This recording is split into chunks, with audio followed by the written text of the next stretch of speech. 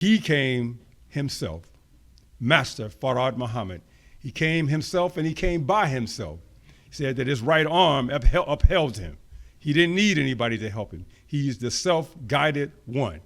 And he saw that our condition was so bad that he couldn't send anybody else to do the work that needed to be done on us. That is to raise a dead black man and woman who were at the bottom of civilization, mentally, spiritually, socially, politically, and economically. That kind of death, not physical death.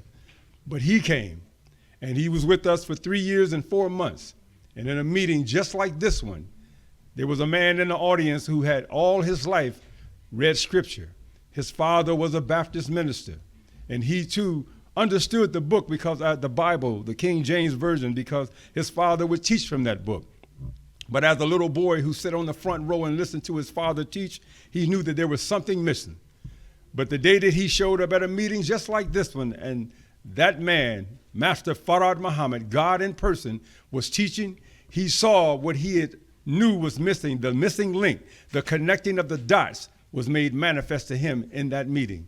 And when it was his time, at the end of all of our meetings, when it was his time to shake the master teacher's hand, when he got close to him, he looked him in his eyes and said to him, I know who you are.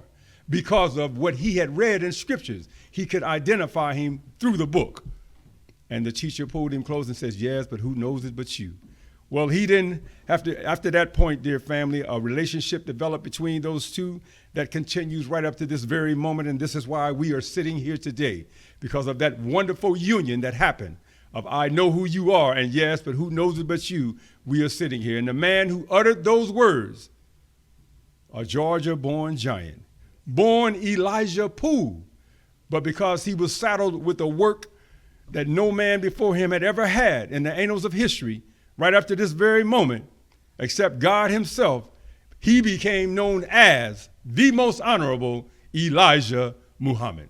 All praise is due to Allah for that beautiful human being. We thank him for staying the course and not quitting his post, because at a certain point during that relationship between he and Master Farhad Muhammad uttered these words to him. He said, you know, Kareem, that's what he called him in the old days or back in the time in the 30s.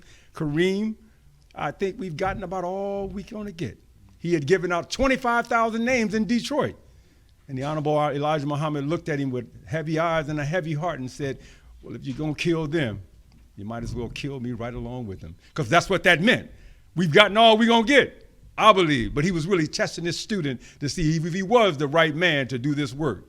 A man who would not leave the post, who wouldn't quit the job regardless of whom or what. The Honorable Elijah Muhammad stayed the course. And we thank him for that, because that is our salvation today. That's why we're still alive. Otherwise, God said that if he had not done that, there would no soul would have been left on the earth. Did you know we too are like that? If we had been destroyed, nobody else would have had a chance. But it's the black man and woman here in the hells of North America that is keeping the rest of the world safe by Allah's permission. Master Farhad Muhammad and the most honorable Elijah Muhammad. All praise belongs to Allah. Now, confession is good for the soul. That's what the scripture says. I did not meet Master Farhad Muhammad, and I did not meet the most honorable Elijah Muhammad.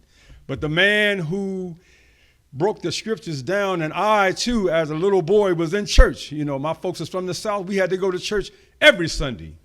We was out on Mondays. We was out on Wednesdays. We was out on Fridays.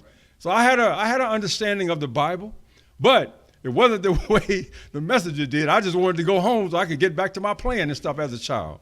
But most of you may understand what I'm saying. But the man who is causing me to see it, the book, with more relevance, to see all the prophets in the scripture with more relevance and more understanding, is the man that walks among us today. He's a very humble brother, a brother who